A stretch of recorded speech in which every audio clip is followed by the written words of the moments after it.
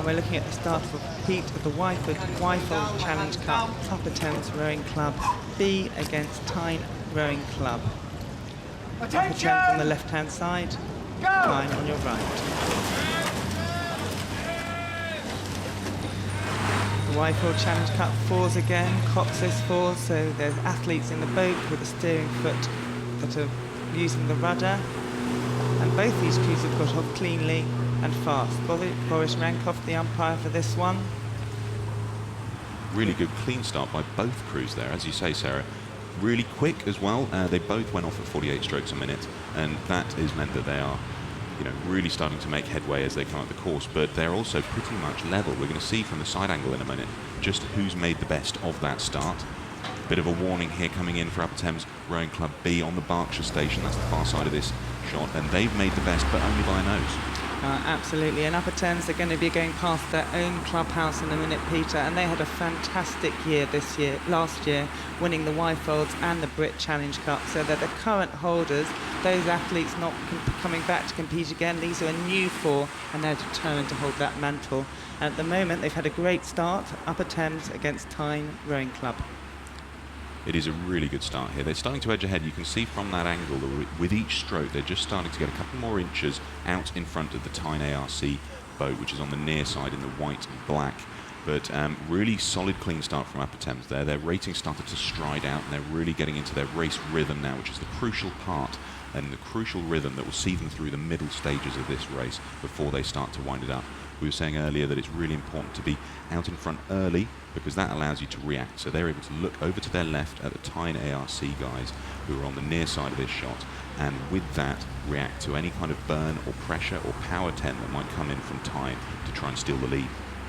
Yeah, here we are. I'll be interested in the other camera angles because it looks reasonably tight there. I'm not hearing the umpire concerned at this stage, but it did look tight on that side once.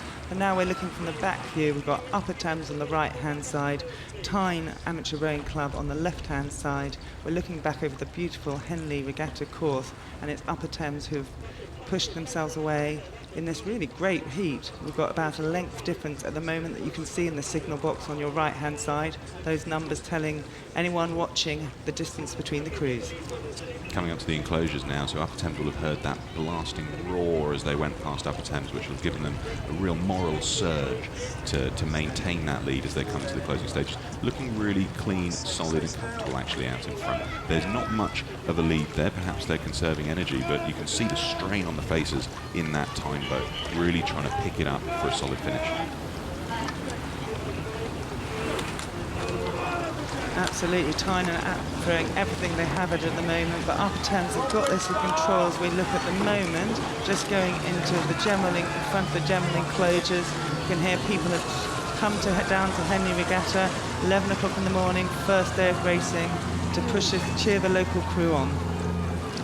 Really exciting. You can see Tyne start to wind up the rating a little bit there. They've each had a little look over their shoulder to see what sort of ground they've got to make up. It was only a length and a quarter as they came into the enclosures, and the stroke man there, Julian McBride, peaking again. You can see there was the gear change. They've started to really lift it up now, so we could see quite an exciting finish to this heat of the Wyfold so early in this year's Henley Regatta. Yeah, absolutely. This crew's had some success in the CELO third and the senior Cox's fours in Marlow Regatta, and they've come here to Henley looking to hold that mantle, pressing, but they've had a good, honest heat here in the heat of the Wyfold Challenge Cup.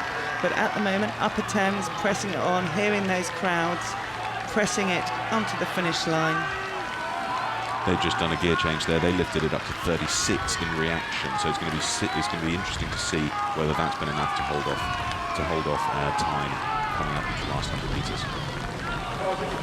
And pressing on, this is going to be one of the closest races we've had today. Tyne have turned up here, absolutely pressing on the local club. Upper Thames versus Tyne. These athletes giving everything they've got as they come into that finish line. They'll be pressing it on. Tyne wishing for the bell, pressing it there. Very close, Peter. The finish judges will be making their call on that race.